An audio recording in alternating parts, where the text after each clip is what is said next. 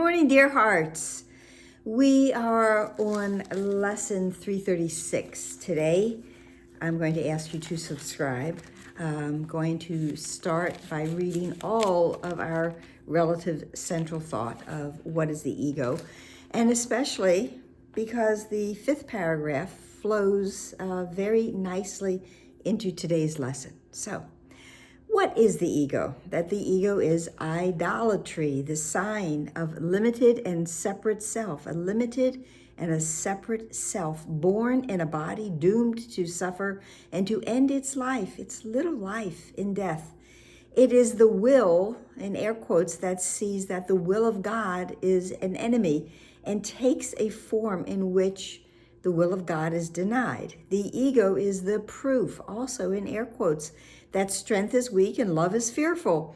Life is really death, and what opposes God alone is true. The ego does everything that it can to usurp the power of God. That is why the acronym of edging God out is so appropriate. Of course, in the previous days, I've added two other acronyms to use. One is Earth Guides Only, because the ego is only concerned with what is in form, or edging goodness out, because that's what the ego does. The ego wants to eliminate all of the goodness that we can find, and that is the goodness that we will find in our true self, and remembering, in fact, who we really are. The ego is insane, to go back to the relevant thought, in fear. It stands beyond the everywhere, apart from all, in separation from the infinite. That's such a telling sentence, that here is everything, and way over there in the corner, that's the ego. It has separated itself from everywhere, apart from all that is, and it is in separation from the infinite. It is in separation from God. In the ego's insanity, it thinks it has become a victor over God himself, and in its terrible autonomy, it sees, again in air quotes, that the will of God has been destroyed. It thinks that it is this mouse that roared, that it is more powerful than God himself. It dreams of punishment. The ego dreams of punishment and trembles at the figures in its dreams, its enemies, who seek to murder it before it can ensure its own safety by attacking them. As I've said before, the ego's mantra is do unto others before they do unto you, before they do unto me. And that's what the ego does. It needs to protect its own autonomy, and it can only do that by destroying everything else that it perceives, perception, remember that, as an enemy. The Son of God is egoless. What can the Son of God know of madness and the death of God when he abides, lives within God? What can the Son of God know of sorrow and of suffering when the Son of God lives in eternal joy? What can the Son of God, the child of God, know of fear and punishment, of sin and guilt, of hatred and attack, when all there is surrounding this beautiful child of God is everlasting peace, forever conflict-free? And conflict has played a role in some of our lessons here in this section. Conflict-free and undisturbed, in deepest silence and tranquility. This is how the child of God, the one that knows its truth, the one who knows that indeed they are the extension of the mind of God, that child of God, that extension, knows only what is peaceful and loving and kind and eternal. To know reality is to not see the ego and its thoughts, its works, its acts, its laws, its beliefs, its dreams, its hopes, its plan for its salvation, and the cost belief in it entails. What is the cost of salvation from the ego? Ending that little life in death, because the ego only sees salvation can be attained through death. In suffering, the price for faith in the ego is so immense that crucifixion of the Son of God is offered daily at its darkened shrine, and blood must flow before that altar where its sickly followers prepare to die. So here we are seeing that there is an altar to the ego, and it is an altar of sacrifice. Now, the 5th paragraph. Yet will one lily of forgiveness change the darkness into light, the power of that lily of pure and complete forgiveness, the altar to illusions, to the ego, the shrine of life itself. So this one lily of forgiveness will shift this altar that has been set up to the ego and to sacrifice and suffering, and it will be transformed into the shrine of life itself, everlasting life, eternal life.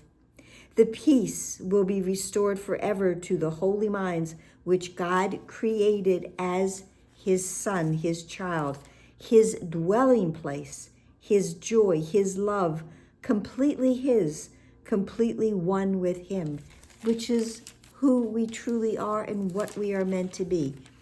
So we're going to today's lesson, 336. Forgiveness lets me know that minds are joined. That wonderful forgiveness, the power of that forgiveness eradicates all of the darkness and sets me into the all that is what is everywhere and what is eternal. This has been called a course in forgiveness, a course in miracles, a course in forgiveness, a course in remembering. We've given a course in miracles, I guess you could say, many subtitles.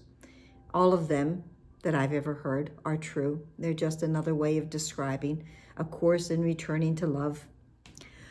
A course in forgiveness means that learning what that is, what really is a course in forgiveness, and why do I need and why do I want this course in forgiveness? Because it will eradicate all the darkness, all the dark thoughts that I have built, all of the dark walls of isolation that I have erected around me. The text says that we must unlearn isolation. Forgiveness is how I will unlearn and dismantle those walls. And behind those walls that I have set up to set myself off, for me to be separated, when those walls come down, come a-tumbling down, there I will find everlasting peace. Every grievance erects a wall between us and everything else.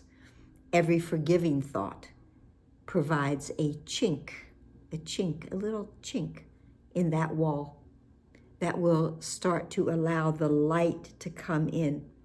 And one little chink after another will help that wall to come down, to be dismantled. So forgiveness lets me know that minds are joined, and forgiveness is the means appointed for perception's ending. For perception, then perception is coming from the ego. Knowledge is restored after perception first is changed and then gives way entirely to what remains forever past perception's highest reach. As far as perception might think it can go, it cannot go to the level of knowledge, because the level of knowledge is only of God. For sights, its highest reach, for sights and sounds at best can serve but to recall the memory that lies beyond all of those sights and sounds, the memory of God restored into our holy minds.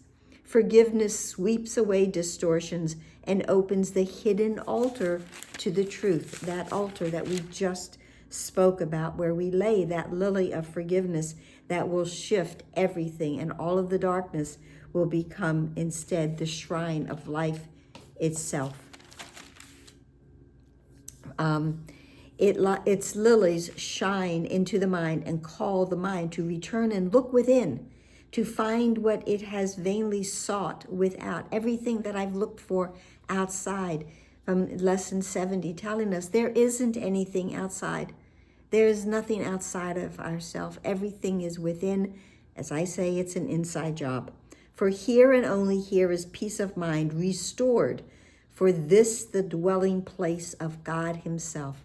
Heaven, the dwelling place of God himself. And heaven is within each and every mind. That is the extension from God. The second part of the lesson is in prayer and quiet. May forgiveness wipe away my dreams of separation and of sin. It doesn't have to be through attack. It doesn't have to be through vengeance. It doesn't have to be a war that I'm going to fight here, but in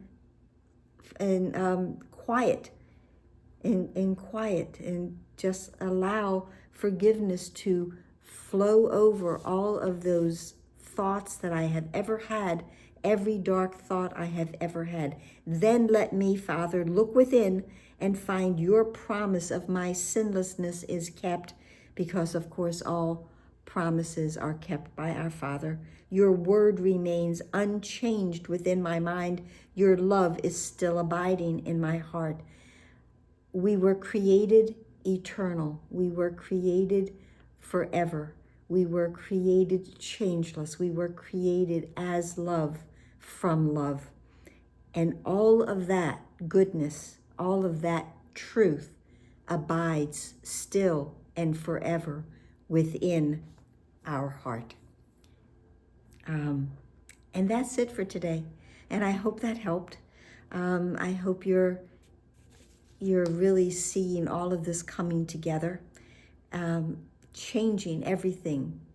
Remember, forgiveness offers everything we want. There is nothing that we can look for, ask for, or think about that isn't given to us through forgiveness. So, like, share, and subscribe, comment, smile, deep breathing, and pray. And please be here tomorrow. Namaste.